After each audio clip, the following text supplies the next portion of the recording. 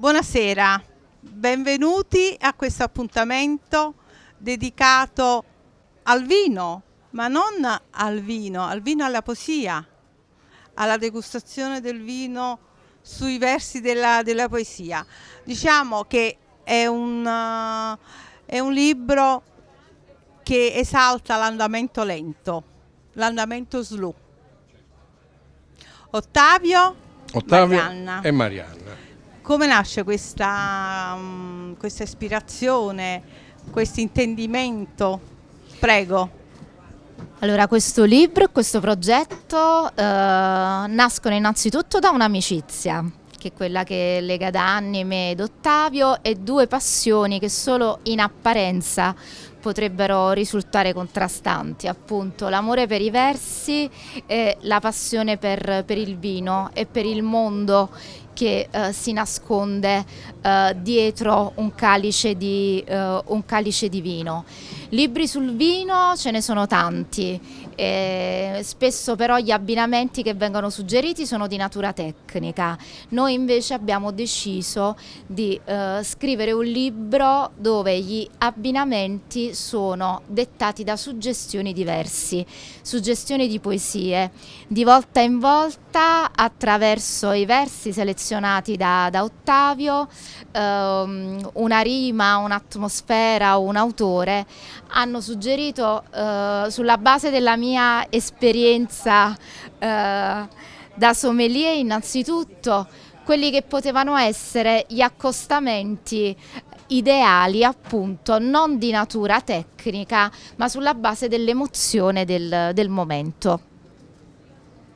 La chiave di lettura di questo libro, non smetterò mai di dirlo, abbiamo fatto con tanto piacere un sacco di presentazioni, è l'amore per il vino, l'amore per la poesia,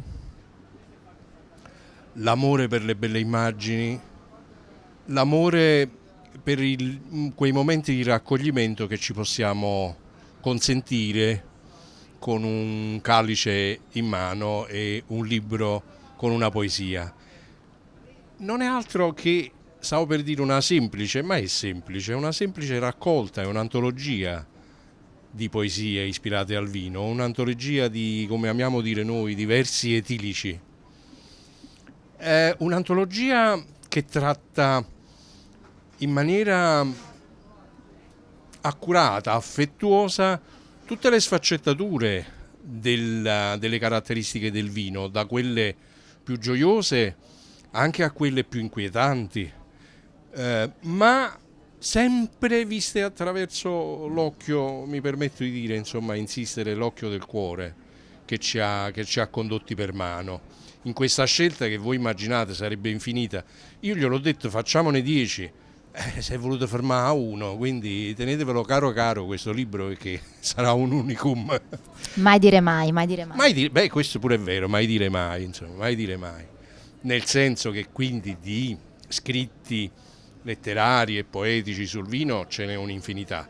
Noi abbiamo disegnato un percorso che prevede innanzitutto la letteratura mondiale, quindi autori che possono andare da Baudelaire a Neruda, o a Saffo, al Ceo, ai lirici greci, chi volete, compresi anche i napoletani, compresi una piccola puntata anche a Roma, con Trilussa, quindi un modo affettuoso di affrontare il tema del vino in poesia e in letteratura, che serve per condurre per mano il lettore in un accompagnamento.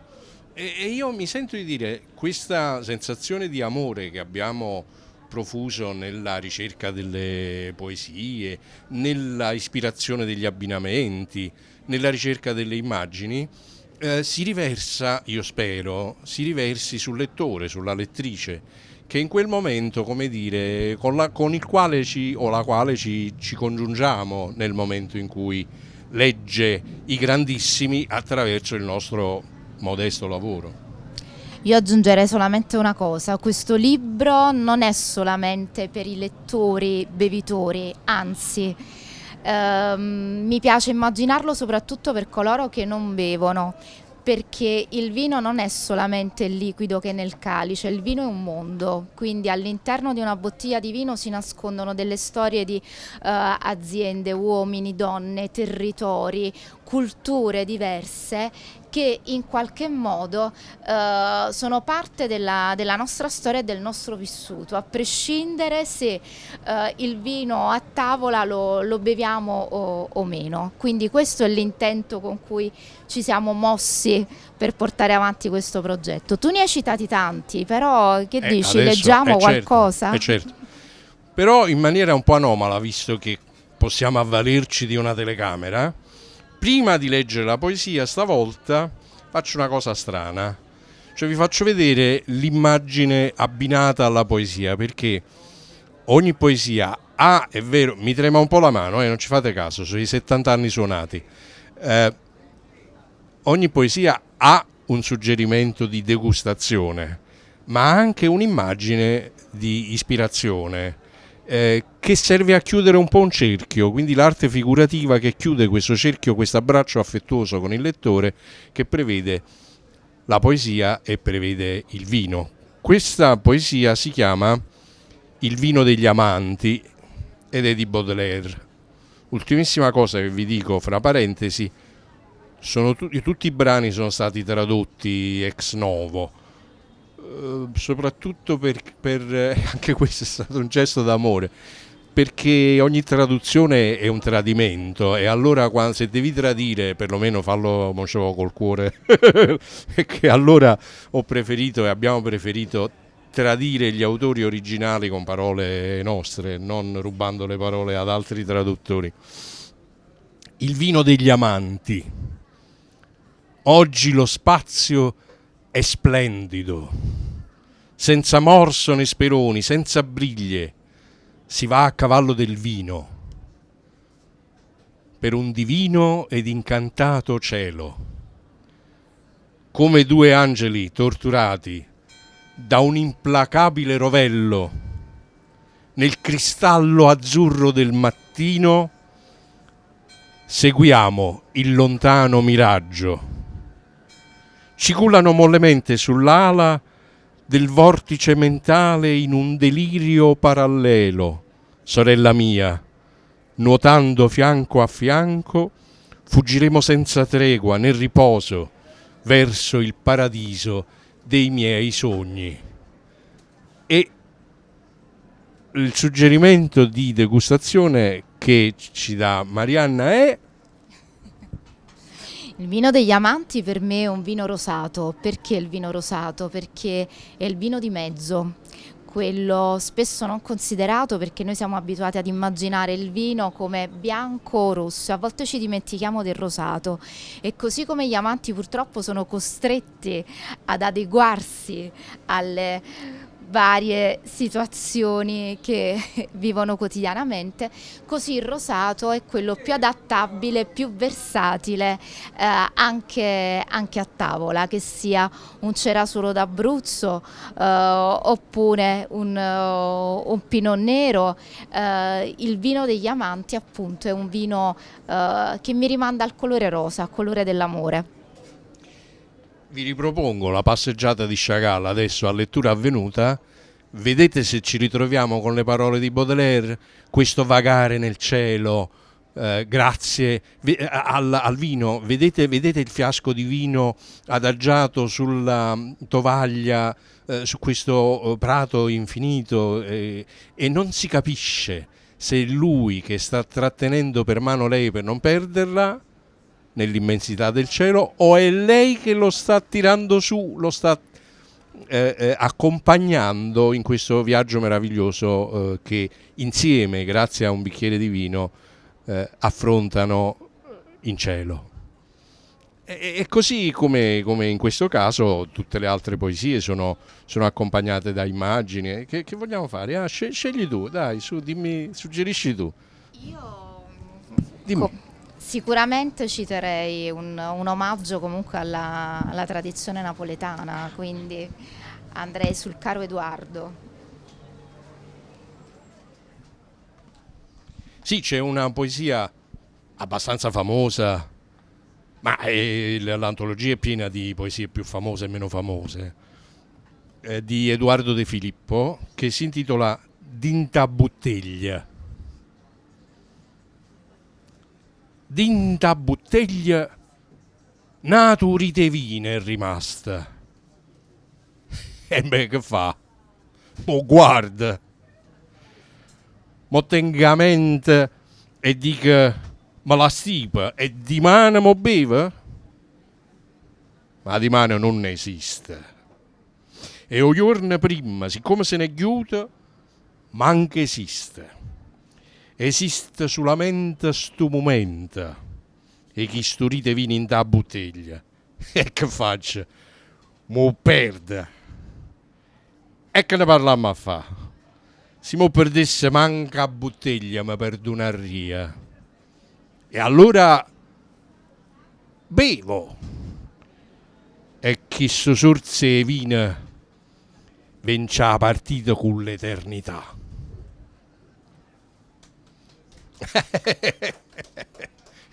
Grazie. Io immagino, è doveroso, che gli applausi debbano andare a Edoardo, che è stato questo gigante del Novecento. Ahimè. Vabbè, sì, qui vabbè, diciamo un piccolo trucco. Io sono pensionata, però tengo una pensioncina pure come attore Rai, diciamo, perché poi per 30 anni ho fatto pure l'attore radiofonico. Ci sono arrivato al libro. E perché sapete che cos'è? Io lo dico sempre. Io sono dell'opinione che si impari prima a leggere e poi a scrivere. Io per 65 anni ho letto e poi dai 65 ai 70 mo sono 5 anni che scrivo. Però ma ho imparato a leggere per 65 anni, insomma, cioè non è, quindi tu impari a leggere e poi dopo, insomma. Io non ho tutti questi anni di esperienza a scrivere, però so bere. In compenso sai bere. Io mi sono agganciata alla bottiglia che vince la partita con l'eternità, quindi ho immaginato innanzitutto un vino. Aspetta, fai passare la sirena. Che è nato piezza l'eternità. Siamo a Napoli? Sì, siamo infatti. a Napoli.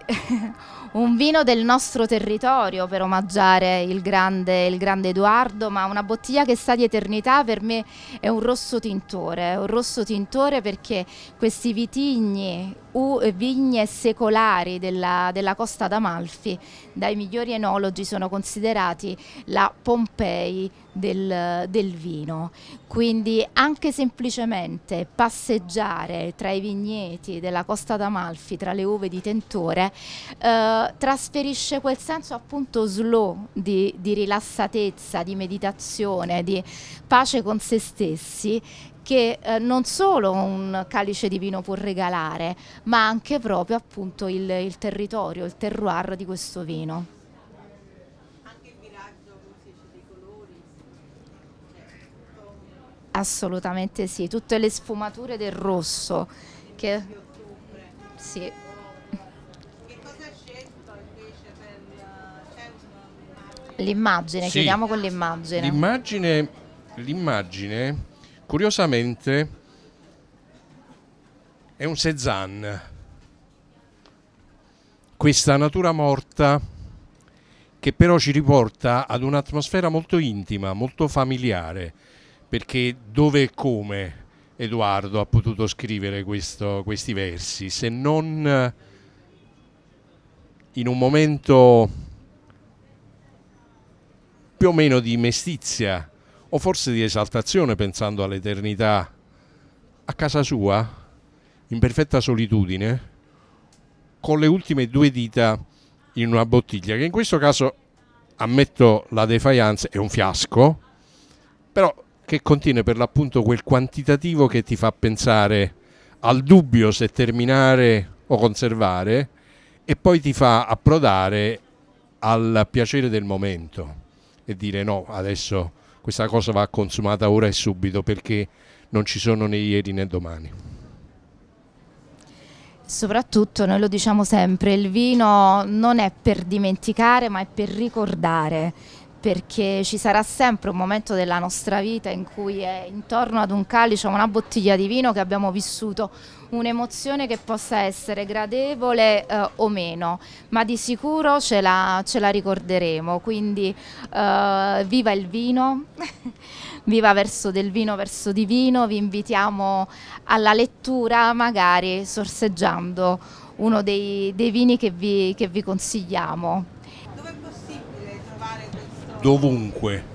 Allora, prima di tutto abbiamo dimenticato di citare l'editore che si chiama Roggiosi ed è un Che bravissimo, ringraziamo. non c'è che dire, bravissimo editore napoletano, a cui dobbiamo, come dire, il 50% delle uscite di questo libro, perché se non c'è un editore alle spalle. Allora, lui è distribuito da Messaggerie, che è la più grande distribuzione italiana, quindi si trova dovunque in Italia, ma basta cliccare titolo o autore, oggi siamo su dovunque, Amazon, Feltrinelli Book, IBS, qualunque piattaforma, tutte le piattaforme hanno, e quindi in 3 giorni vi arriva pure a casa. Pensa tu mo che comodità. Che poi se uno insomma si prenota il libro e poi una bella confezione di vino su qualche altro sito di fiducia, questo lo dovete È sapere anche voi. un'ottima idea regalo. È anche un'ottima idea regalo. No, io volevo salutare perché stiamo abusando, però volevo salutare con una cosa spiritosa. Sì, perché no? Con Marziale, perché facciamo un tuffo un momento. Scusate. Non ci dimentichiamo da dove veniamo, le nostre radici, anche perché io qua col permesso di Marianna mi sono permesso di divertirmi, perché avrei tradotto, anche voi lettori se mi consentite, direttamente dal latino al napoletano, perché ci sta. E questa cosa di Marziale si chiama, il titolo di questi versi è Brindisi per le donne amate. Ed è una doppia lettura italiano-napoletano. 5 bicchieri si levino per Levia, 8 per Giustina, 4 per Lica e 4 anche per Lide. E per Ida 3. Tanti bicchieri siano per ciascuna quante sono le lettere del nome. E poiché nessuna d'esse viene, o sonno, vieni almeno tu da me. 5 bevute me faccio per Maria, 7 per Carmela, 4 per Tina e 5 per Lucia, e per Lia 3. Tanta bicchiera a essere po' ognuna quando son che il lettero nome, e data che nessuno è loro vena, viene ci suona, ci addormimmo assieme. E qui che cosa beviamo? Assolutamente. E per l'interpretazione soprattutto. Il vino delle donne è un vino spumante sicuramente, perché lo dice la letteratura, lo dicono le statistiche, è il vino sicuramente preferito dalle donne e poi soprattutto è il vino delle feste, quindi che sia metodo classico o Charman, sicuramente per omaggiare le donne una gradevole bollicina è sempre da preferire. Ovviamente poi all'interno del libro ci sono dei suggerimenti su vitigni e bottiglie specifiche, anche qualche suggerimento abbinamento cibo-vino, e direi che con la bollicina, il brindisi, possiamo anche concludere e brindare. Vedete? Questa è l'immagine abbinata, è proprio un invito al brindisi, un calice che si solleva e che invita tutti a un sorso di piacere. Presentiamoci un attimo. Marianna Ferri, prego. Sono giornalista, lavoro per l'ufficio stampa della Regione Campania, sono sommelier, mi occupo di comunicazione e marketing del vino e dell'olio, sono anche docente, per la prima volta scrittrice. Grazie ad Ottavio.